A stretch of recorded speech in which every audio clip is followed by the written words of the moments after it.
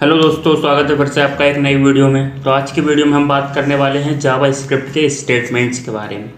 तो शुरू करते हैं। तो सबसे पहले जानते हैं स्टेटमेंट होते क्या हैं। तो देखिए, जावा स्क्रिप्ट में हम जो भी लाइन लिखते हैं या कुछ भी हम लिखते हैं वो एक स्टेटमेंट ही होता है। जैसे कि हम लिखते हैं डॉक्यूमेंट डॉट राइट और उसके आगे हम जो भी स्ट्रिंग लिखते हैं तो वो भी क्या है, स्टेटमेंट है।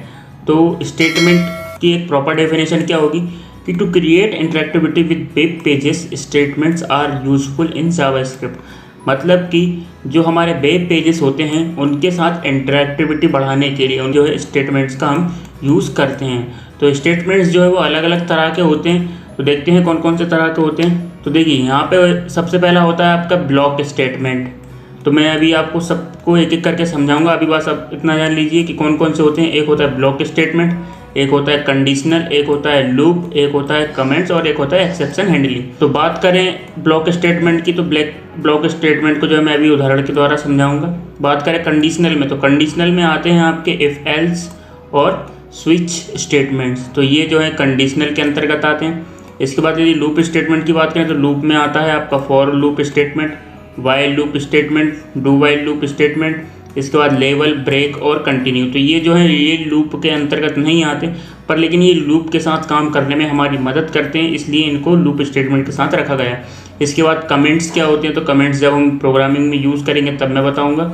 इसके बाद एक्सेप्शन हैंडलिंग क्या होती है कि जब आप कोई प्रोग्राम रन करते हैं तो मान लीजिए उसमें कोई एरर आ गई, तो एरर की वजह से क्या होता है, पूरा आपका प्रोग्राम नहीं चलता।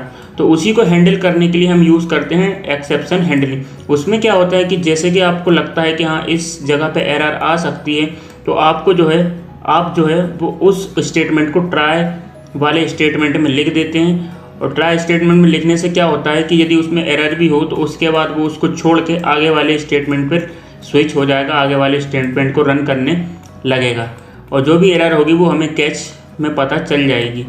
ठीक है, तो बात करते हैं ब्लॉक स्टेटमेंट की। तो देखिए, ब्लॉक स्टेटमेंट क्या होता है, ग्रुप ऑफ स्टेटमेंट्स होता है जिसमें कई सारे स्टेटमेंट्स लिखे होते हैं जिनको हम कर्ली ब्रैकेट से ऑन करते हैं, कर्ली ब्रैकेट से क्लोज करते हैं। तो कुल मिला के ये समझ लीजिए हम जो भी स्टेटमेंट लिखते हैं वो पूरे ब्लॉक स्टेटमेंट ही होते हैं।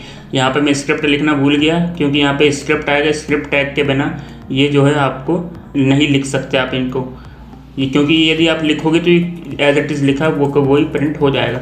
बात करें कंडीशनल स्टेटमेंट्स, तो कंडीशनल इसमें स्टेटमेंट क्या होते हैं, ऐसे स्टेटमेंट जो किसी विशेष कंडीशन के रन होने या किसी विशेष कंडीशन के सही या गलत होने पर ही चलते हैं, उन्हें हम बोलते हैं कंडीशनल स्टेटमेंट। जैसे कि यदि कंडीशनल में मैंने बताया था कि एक आता है आपका इफ एल्स और एक आता है आपका स्विच।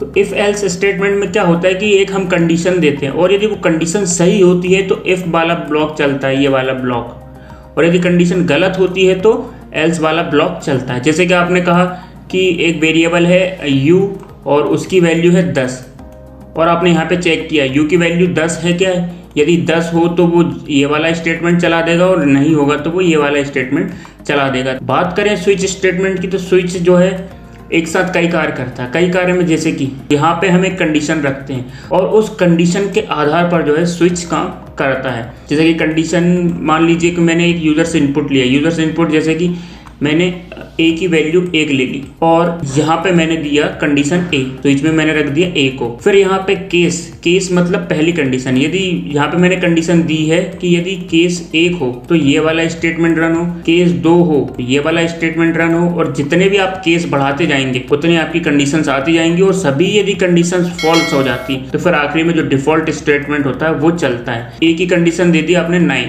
अब यहाँ पे स्विच ने क्या चेक किया, ए की कंडीशन जो 9 आएगी उसको चेक कराएगा। यहाँ पे लेवल 1 दिया है हमने, लेवल 2 दिया है, तो यानी कि ना ये 1 में चलेगा या ना ये 2 में चलेगा, तो किस में जाएगा, फिर ये तीसरे में अपने आप चला जाएगा, मतलब डिफॉल्ट अपने आप चल जाएगा। और यदि कंडीशन सही हुई, जैसे कि ए की वैल्यू मैंने दी थी 1, तो क्या होगा, स्विच जो है वो फर्स्ट वाले के पास जाएगा, उसको दिख गया हाँ लेवल 1 है, तो वो क्या करेगा, ये वाली कंडीशन को रन कर देगा और यहाँ से जो है ब्रेक कर देगा। ब्रेक मतलब इसके आगे नहीं चलेगा। यदि ए की वैल्यू 2 होती तो पहले चेक करता हाँ कि लेवल क्या है, फर्स्ट 1 है, तो ये ए से मैच नहीं हो रहा। फिर यहाँ पे देखेगा लेवल 2 है, यहाँ ये ए से मैच हो रहा है, तो वो क्या करेगा, ये वाला स्टेटमेंट चला देगा और ब्रेक कर देगा, इसके बाद का कोई भी स्टेटमेंट नहीं चलेगा।